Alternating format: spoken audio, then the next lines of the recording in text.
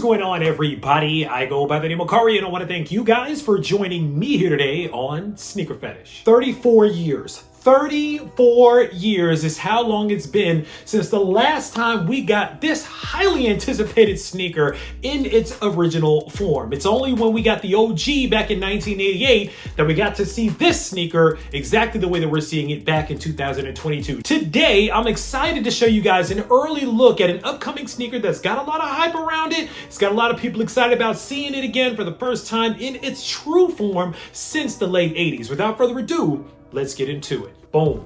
And there it is, ladies and gentlemen. This is the 2022 Air Jordan 3 Fire Red. We finally got what we've been asking for a long time. If you're like me, you spend more than you would like to admit, a large amount of time getting upset and trying to tag these brands like, hey, we don't want this. We want this. We don't want sneakers that got this on it. We want this. Just give us back the OGs. Give us back the true sneakers that we grew to love from back in the day when we were watching Michael Jordan play. And they finally gave us one of those sneakers that we have been balking and complaining about for a long time. We've been suffering through some interesting looking retros to finally get our hands on these, but finally, Fire Reds are back. Let's take a deeper look. All right, starting with the upper of the shoe here now. Classic silhouette, Air Jordan 3. Nothing different about the silhouette itself. Let's talk about the leather on the upper. The leather's nice. It's not bad at all. A lot of things about this sneaker are just really going to be more so focused on the fact that it's more true to form to its OG predecessor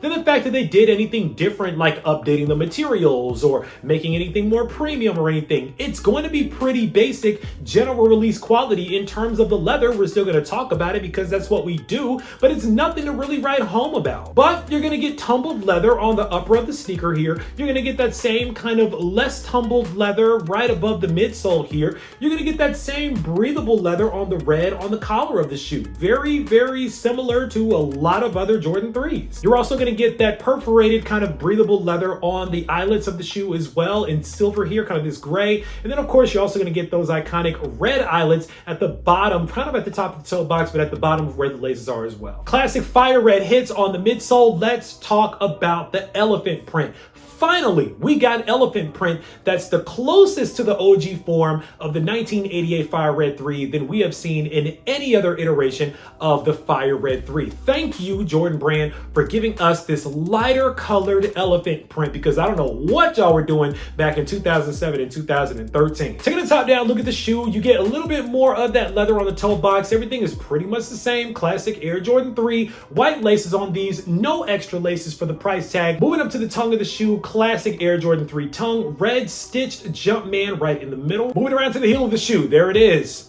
Classic, no more Jumpman, no Jumpman Air like we've been seeing for a long time. We got the OG Nike Air on the heel of the Fire Red 3, stamping it as a true OG. On the outsole of the shoe, classic Air Jordan 3 outsole, red Nike on the heel. On the insole of the shoe, Fire Red insole with that white Nike Air OG branding on the heel. And last but not least, the coup de grace, the piece de resistance, the OG orange Nike Air plastic hang tag, looking like it came fresh out of 1988. Very nice touch. Classic OG touch on a classic OG sneaker. And that's pretty much it when it comes to the Air Jordan 3 Fire Red for 2022. Now, there's one other thing about the packaging that I did want to point out because we're talking OG stuff and I want to just make sure that we made note of it. So as I mentioned, this is the packaging. The packaging looks, pretty decent and everything, but this is the insert that we actually get with the Fire Red 3s here. This is the Jordan insert that actually takes a look at the sneaker in a little bit more detail.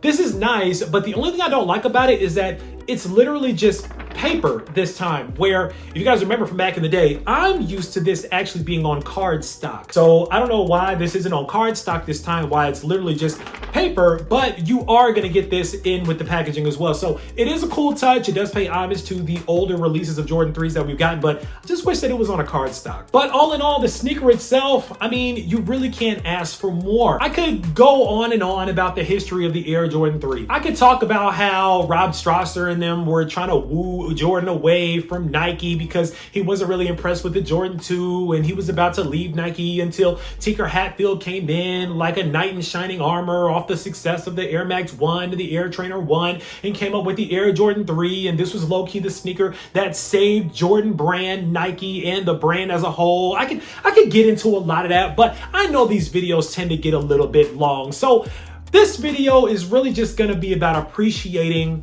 this OG.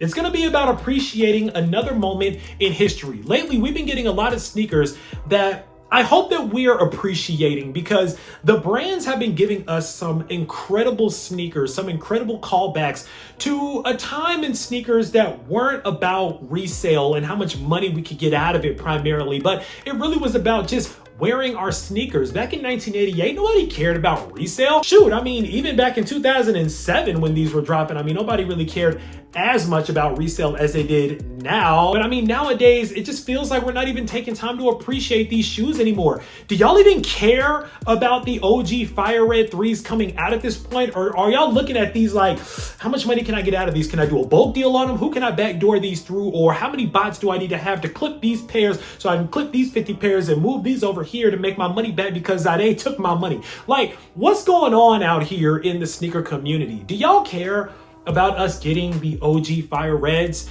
Because the brand does. I care. I think that there are probably still some nostalgic people out there that do care about the fact that we're getting a super iconic sneaker again after having to suffer through multiple iterations of denim Fire Red 3s and other Fire Red 3s where the elephant print was way too dark. Or you guys remember those other Jordan 3s that came out? They were like a little bit of denim, but then on the back they had like Japanese characters, but then they made a regular version of them. I don't even know what those were. But we've gotten so many different iterations of the Fire Red Jordan 3, it really feels good to get them back in their OG form.